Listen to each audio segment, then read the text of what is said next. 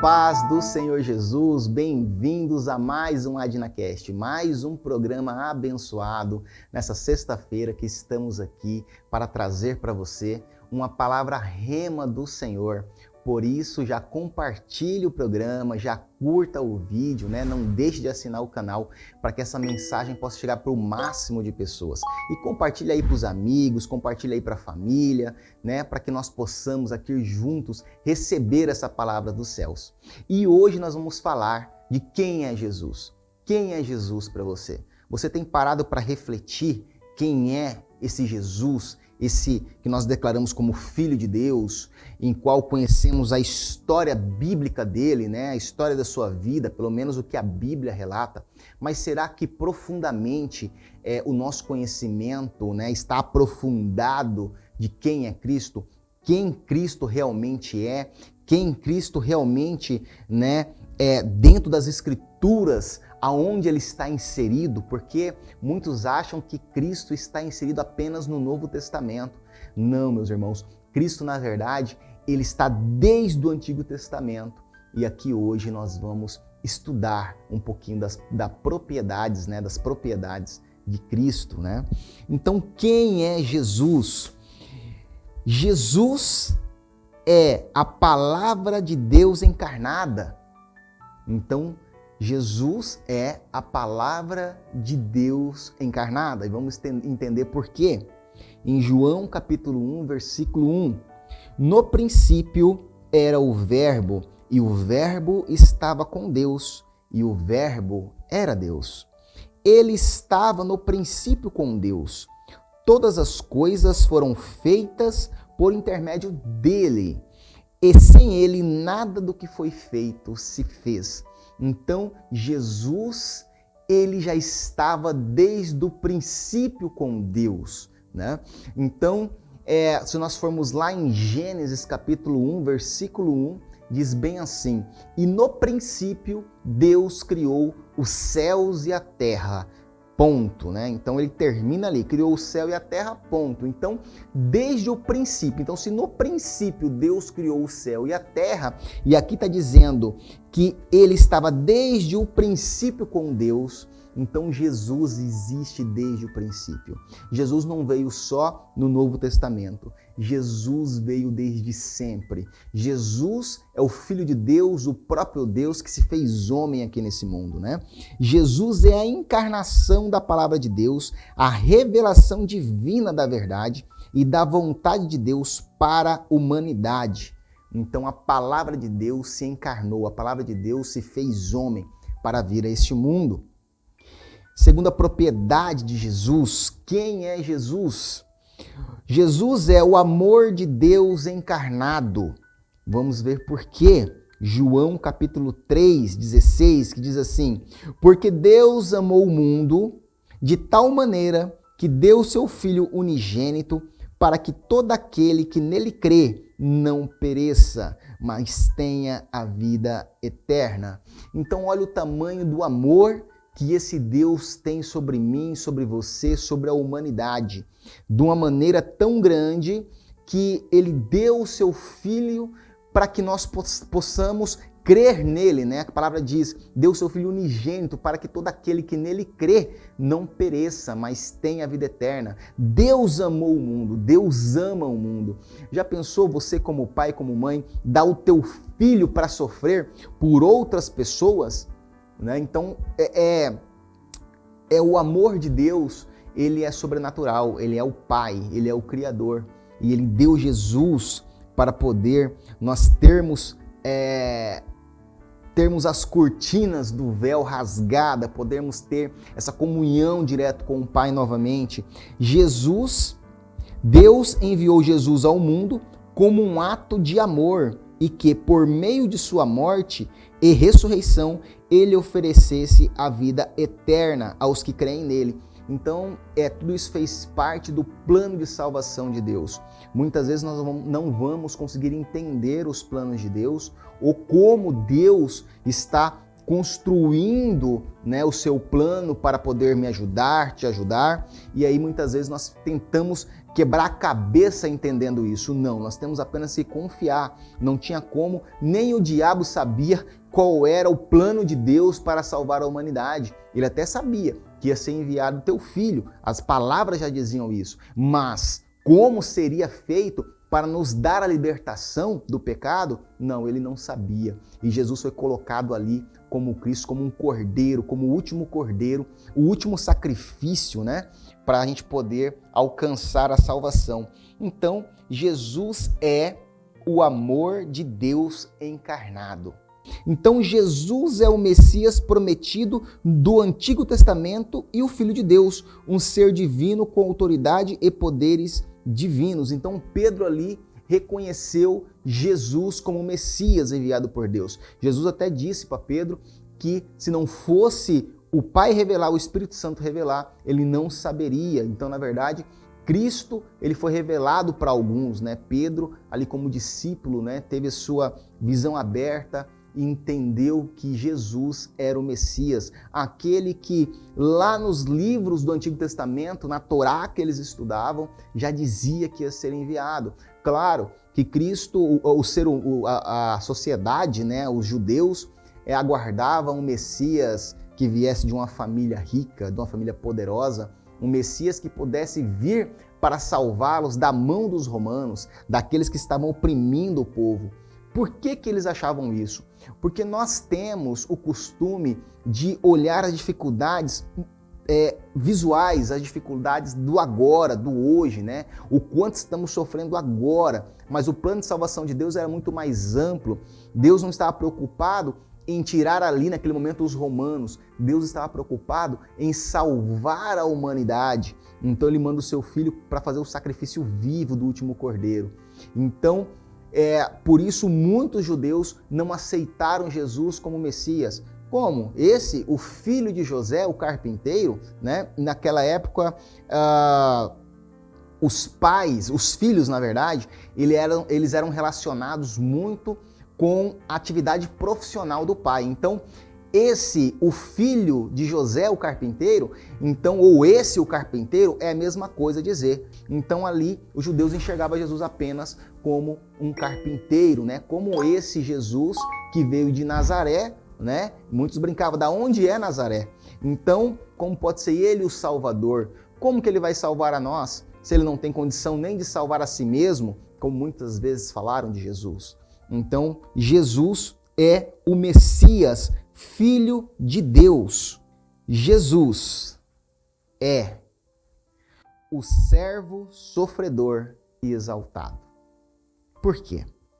Filipenses capítulo 2, versículo 5 diz assim: Tende em vós o mesmo sentimento que houve também em Cristo Jesus, que, subsistindo em forma de Deus, não considerou o ser igual a Deus algo a que se apegar, mas esvaziou-se a si mesmo, vindo a ser servo, tornando-se semelhante aos homens, e sendo encontrado em forma humana, humilhou-se a si mesmo e foi obediente até a morte, e morte de cruz. Por isso Deus o exaltou à mais alta posição e lhe deu o nome que está acima de todo nome. Olha só, Jesus, primeiramente, ele não quis se igualar a Deus. Por que Lúcifer foi expulso do céu?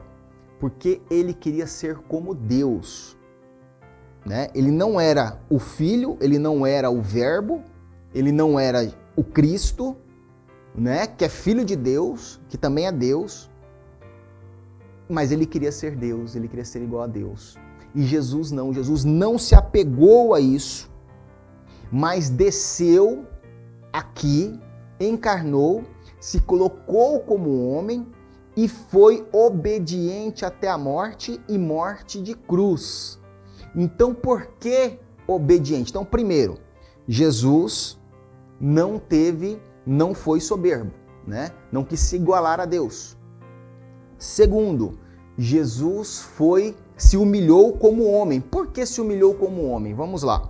Você imagina que você é Deus, você está no céu e você está ali em um nível superior. e de repente você tenha que se colocar em um nível inferior. Poxa, mas eu tô bem aqui, né? Que eu vou mexer, tá tudo certo. Seres humanos agora que se resolvam, pecaram contra o meu pai. Não, mas ele se submeteu. É como um exemplo, né? Vamos pegar aqui. Somos seres humanos e temos controle sobre todos os animais, né? É uma comparação bem, vamos dizer assim, superficial, tá? Mas vamos lá. Você é um ser humano e nós temos o domínio sobre todos os animais. Mas de repente nós nos colocamos, né, como um animal, decidimos nos colocar como um animal. Um animal que depende de alguém para alimentá-lo, por exemplo, um animal doméstico que depende de alguém para alimentá-lo, que muitas vezes passa sede, passa fome, passa frio, mas você se colocar num nível inferior. Jesus, na verdade, ele fez isso porque ele é muito superior que nós. Ele é Deus, estava no céu, estava com o Pai desde o princípio e de repente ele se coloca inferior. Ele vem a esse mundo para se humilhar, para cumprir, na verdade, um plano de Deus. E aqui diz que ele foi obediente até a morte e morte de cruz. Então ele desceu aqui na terra, ele veio já com uma missão. E qual era essa missão? Pagar todos os pecados da humanidade e nos resgatar para perto de Deus. Ele diz em sua palavra que todo aquele que nele crê não pereça, mas tenha vida eterna. Desse plano de Deus de libertação, nós somos libertos, somos lavados pelo seu sangue e somos livres do pecado.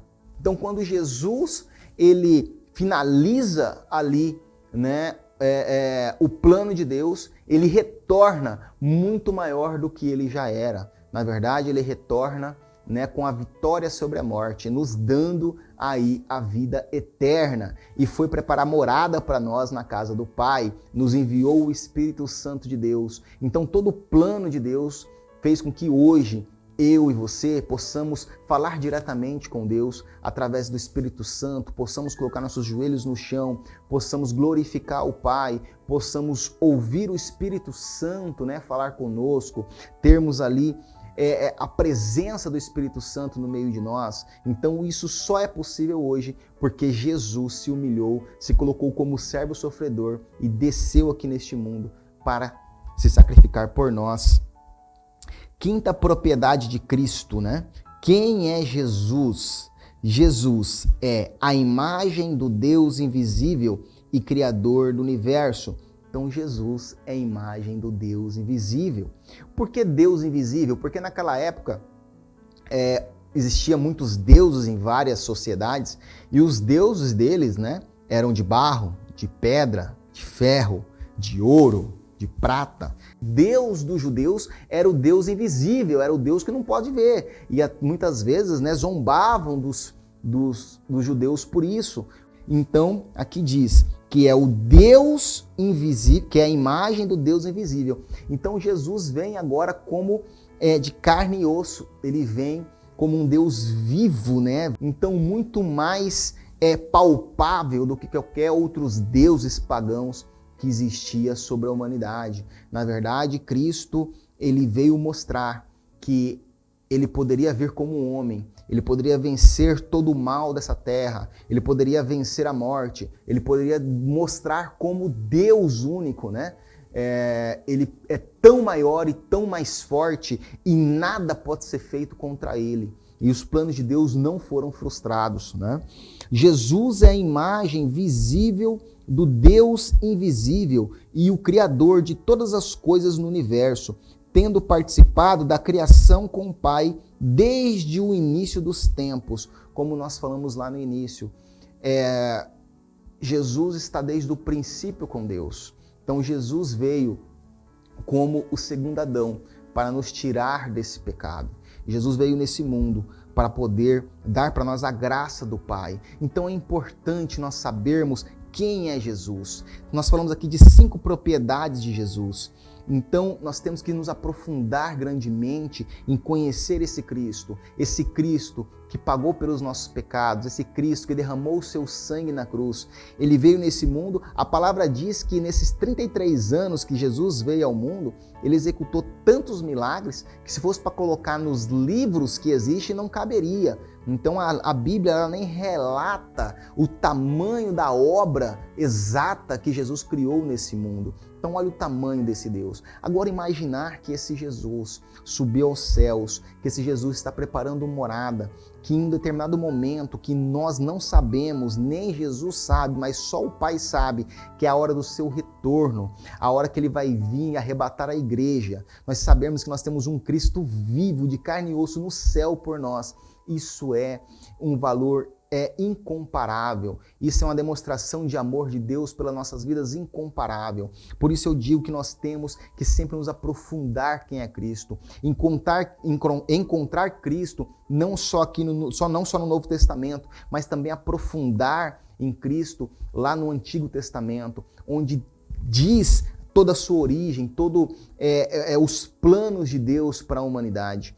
Então, meu irmão, fica aqui essa palavra de hoje para você conhecer as propriedades de Cristo, onde são ela a palavra de Deus encarnada, o amor de Deus encarnado, o Messias, Filho de Deus, o servo sofredor e a imagem do Deus invisível.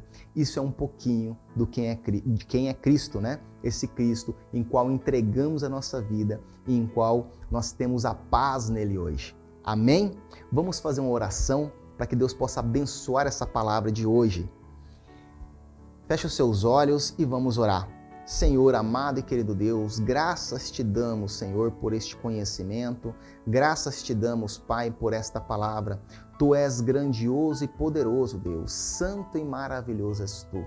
Tu és o Cristo enviado por Deus, Jesus. Tu és aquele que veio para nos livrar da mão de Satanás, para nos livrar do pecado. Por isso entregamos a nossa vida todos os dias em tuas mãos e pedimos que o Senhor venha nos lavar com o teu sangue. Senhor, eu peço que o Senhor abençoe cada um que esteja assistindo esse programa, Pai. Que essa mensagem possa chegar na vida de muitas pessoas, que muitos possam gozar dessa palavra de Deus, essa palavra rema do Senhor, e que nós possamos, Pai, receber a Tua paz em nome do Senhor Jesus. Glória a Deus, meu irmão, glória a Deus, minha irmã.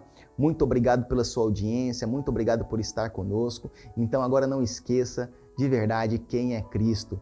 Que Deus abençoe. E se Jesus não voltar, na próxima sexta-feira estaremos aqui de volta às 17 horas ao vivo. Até o próximo AdnaCast.